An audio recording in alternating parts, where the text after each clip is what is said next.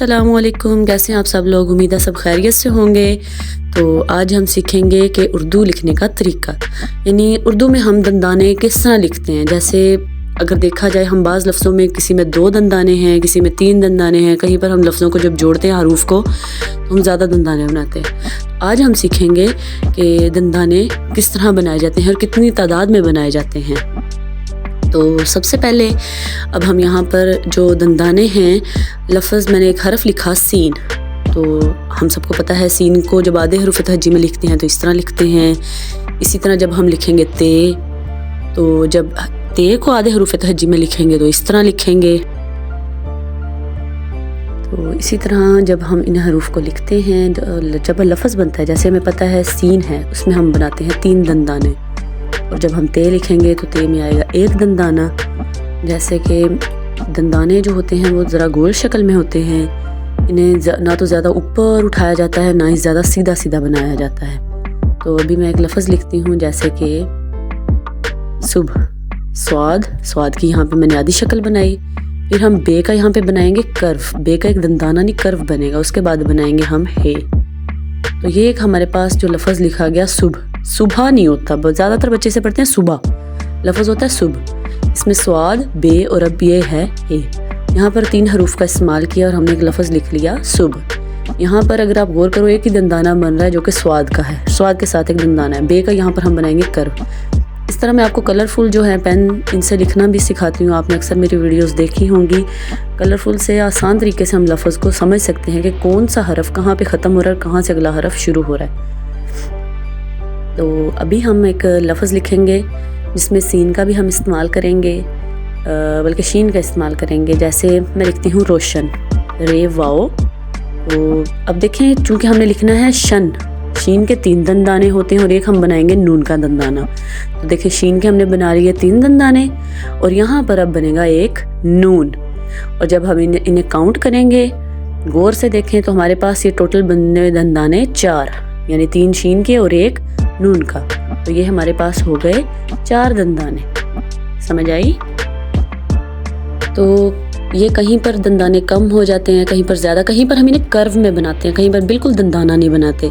इस चीज़ को बहुत ध्यान में रखना पड़ता है। अब हम सिखाएंगे कि बच्चों को ये चीज़ कैसे सिखाई जाए, बच्चों को कैसे बताया जाए।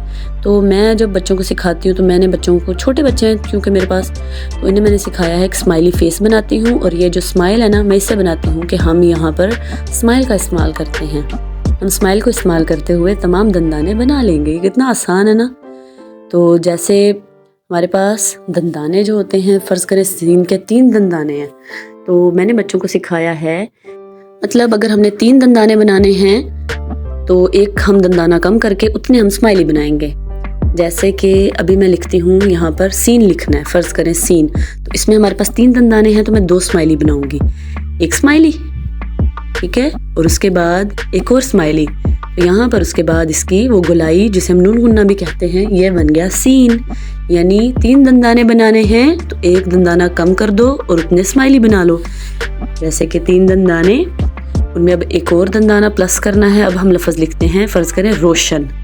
तो इसमें देखें 3 दंदाने शीन के और 1 दंदाना नून का, तो ये हुए 4 दंदाने। जब हम 4 दंदाने बनाएंगे तो 1 नंबर कम करके हम स्माइली बनाएंगे। यहाँ पर हम कितने स्माइली बनाएंगे? 3।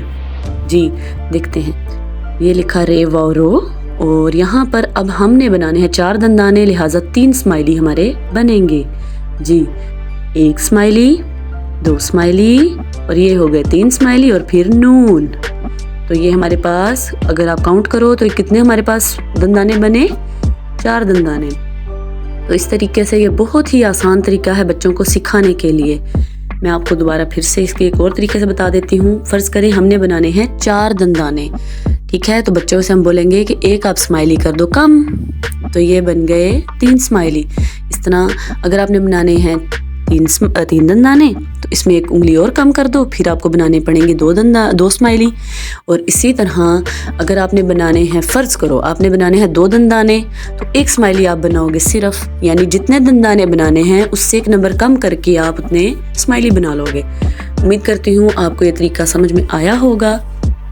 अब हम सिखाते हैं कि ये जो होती है ये, उसका कहाँ पे दंदाना बनता है और कहाँ पे कर्व बनता है। जैसे मैंने अभी लिखा क्या, फिर मैंने लिखा दुनिया, और इसके बाद अब हम लिखेंगे यहाँ पर एक लफ्ज फोकियत।